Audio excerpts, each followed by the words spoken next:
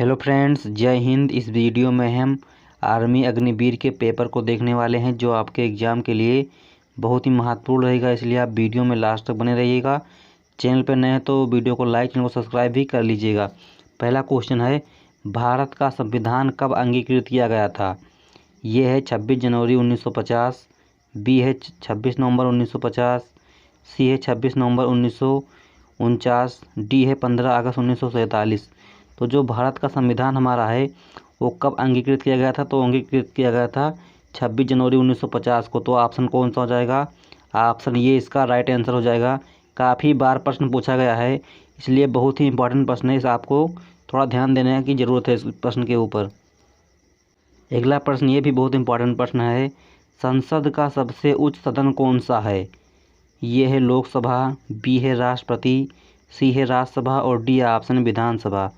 तो जो संसद का सबसे उच्च सदन होता है वो कौन होता है? तो होता है राष्ट्रपति। और जो राष्ट्रपति का कार्यकाल होता है वो कितने समय का होता है? तो होता है 5 वर्ष का। इसको भी आपको ध्यान रखना है। अगला क्वेश्चन है, पीलिया रोग किस अंग को प्रभावित करता है? ये है मस्तिष्क, बी है यकृत, सी है फेफड़ा और डी ऑप्शन हृदय। तो आप लोग को इसका आंसर कमेंट करना है कि इसका सही आंसर क्या हो जाएगा। अगला क्वेश्चन है, फ्रांस का पहला राजा कौन था? ये है नेपोलियन, बी है लुइस, सी है मल्टेस और डी ऑप्शन है इनमें से कोई नहीं। तो इसका जो सही आंसर होगा वो हो जाएगा नेपोलियन। जो फ्रांस का पहला राजा था वो कौन था? नेपोलियन। तो ऑप्शन ये इसका राइट आंसर हो जाएगा। अगला क्वेश्चन है, हर्षचरित की रचना किसने की है? काफ़ी बार पूछा गया प्रश्न है ये, अग्निवीर आर्मी में काफ़ी बार पूछा गया प्रश्न है, इसको आप लोग ध्यान रखिएगा। हर्षचरित की रचना किसने की थी? ये है तुलसीदास, बी है कन्हैयालाल मिश्र, सी है बाणभट्ट और डी ऑप्शन है कबीरदास। तो जो हर्षचरित की रचना करी थी वो किसने करी थी? वो करी थी बाणभट्ट ने। तो ऑप्शन कौन सा हो जाएगा? ऑप्शन सी हो जाएगा। काफ़ी इंपॉर्टेंट प्रश्न है ये। अगला क्वेश्चन है, दीप जले शंख बजे किसकी रचना है? ये है तुलसीदास, बी है कन्हैयालाल मिश्र, सी है बाणभट्ट और डी ऑप्शन है कबीरदास।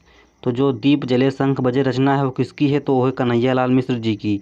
तो ऑप्शन हो जाएगा इसका बी राइट आंसर। और जो है साखी शबद रमेनी वो किसकी रचना है? तो वो है कबीरदास जी की। इसको भी आपको ध्यान रखना है। क्वेश्चन नंबर 8 है, सबसे पहले राष्ट्रगान कब गाया गया था? जो सबसे पहले राष्ट्रगान हमारा है वो कब गाया गया था? तो गाया गया था 1911 में। और जो राष्ट्रगान के रचयिता हैं कौन हैं? तो वो हैं रविन्द्रनाथ टैगोर जी। कौन हैं? रविन्द्रनाथ टैगोर जी हैं। इसको भी आपको ध्यान रखना है। अगला क्वेश्चन है, डेंगू किसके कारण होने वाला रोग है? ये साइंस का क्वेश्चन है, इम्पॉर्टेंट क्वेश्चन है। ये है जीवाणु, बी है विषाणु, सी है प्रोटोजोआ और डी ऑप्शन है इनमें से कोई नहीं। तो इसका सही आंसर हो जाएगा ऑप्शन ये यानी कि जीवाणु। जो डेंगू होता है वो किसके कारण होता है? तो होता है जीवाणु के कारण। अगला क्वेश्चन है, भारतीय नोट के मुद्रा कहाँ छापे जाते हैं? ये है भोपाल, बी है जम्मू कश्मीर, सी है नासिक और डी ऑप्शन है उड़ीसा। तो जो भारत में नोट छापे जाते हैं वो कहाँ छापे जाते हैं? तो छापे जाते हैं नासिक में।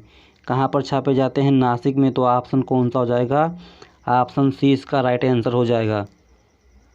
अगला क्वेश्चन है, बहुत ही मोस्ट इम्पॉर्टेंट क्वेश्चन है ये, जनसंख्या की दृष्टि से सबसे बड़ा देश कौन सा है? ये है भारत, बी है चीन, सी है अमेरिका और डी ऑप्शन है रूस। तो जो जनसंख्या की दृष्टि से सबसे बड़ा देश है वो कौन है? तो वो है चीन। कौन सा देश है? चीन है। और चीन की राजधानी कहाँ है? कई बार यह पूछा जाता है कि चीन की राजधानी कहाँ है, तो उसकी राजधानी कहाँ है? तो वो है बीजिंग। चीन की राजधानी कहाँ है? तो है बीजिंग। और सबसे जनसंख्या की दृष्टि से सबसे बड़ा देश कौन है? तो है चीन। और जनसंख्या की दृष्टि से दूसरे नंबर पर कौन देश आता है? दूसरे नंबर पर कौन सा देश आता है? तो वो आता है भारत।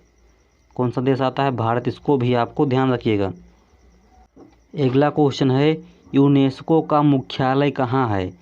यूनेस्को का मुख्यालय यानी कि हेडक्वार्टर जो है वो कहाँ पर है?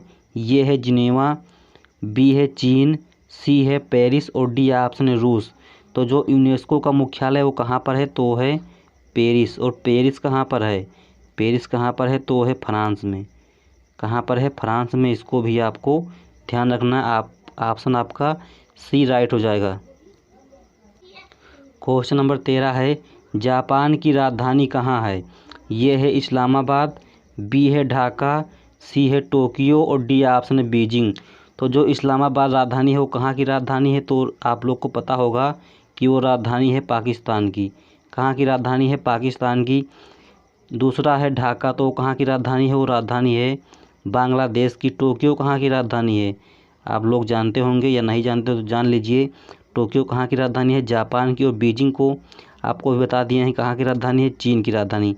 यहाँ से हर बार एक ना एक प्रश्न पूछा जाता है, इसलिए आपको बहुत ध्यान से वीडियो को देखते रहना है। तो जापान की राजधानी कहाँ है, तो वो है टोक्यो। सी ऑप्शन इसका राइट हो जाएगा। अगला क्वेश्चन है, सबसे कठिन भाषा कौन सी है। ये है हिंदी, बी है अंग्रेजी, सी है चाइनीज और डी ऑप्शन है संस्कृत। तो जो सबसे कठिन भाषा है वो कौन सी है, तो वो है चाइनीज। ऑप्शन सी इसका राइट आंसर हो जाएगा।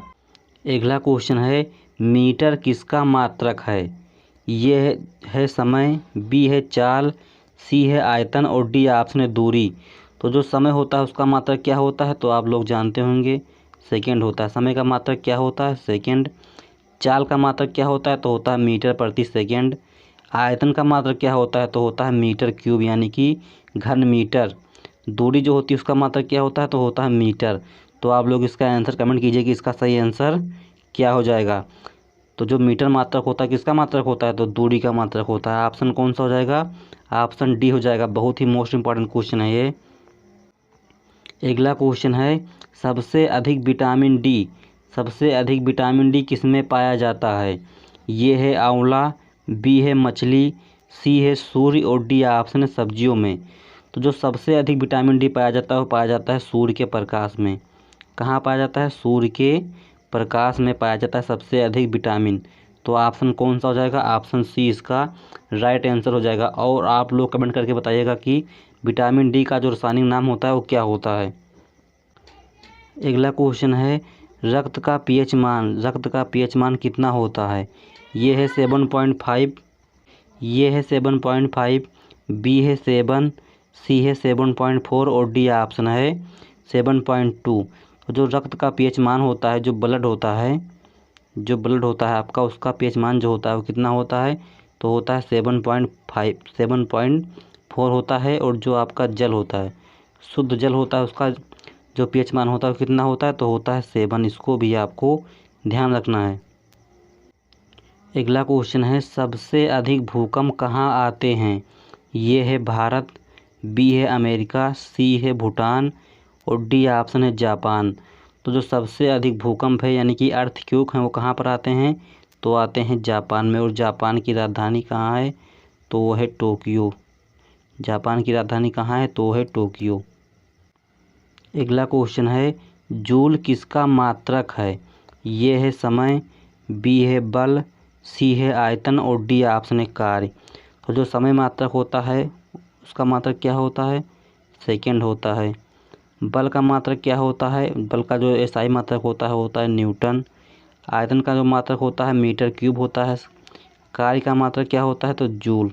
तो ऑप्शन कौन सा हो जाएगा सही, ऑप्शन डी। ऑप्शन डी यानी कि कार्य। जूल मात्रक होता है, किसका मात्रक होता है, वो होता है कार्य का मात्रक।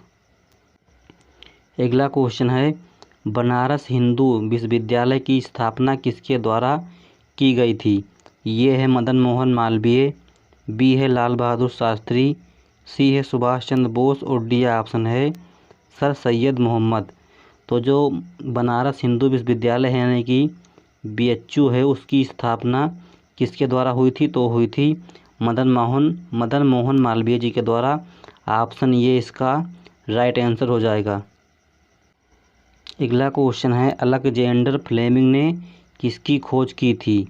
ये है राइबोसोम, बी है ग्रहों की गति, सी है जीन और डी ऑप्शन है पेंसिलिन। तो जो अलेक्जेंडर फ्लेमिंग थे वैज्ञानिक थे, उन्होंने किसकी खोज की थी, तो उन्होंने खोज करी थी पेंसिलिन की। ऑप्शन डी इसका सही आंसर हो जाएगा।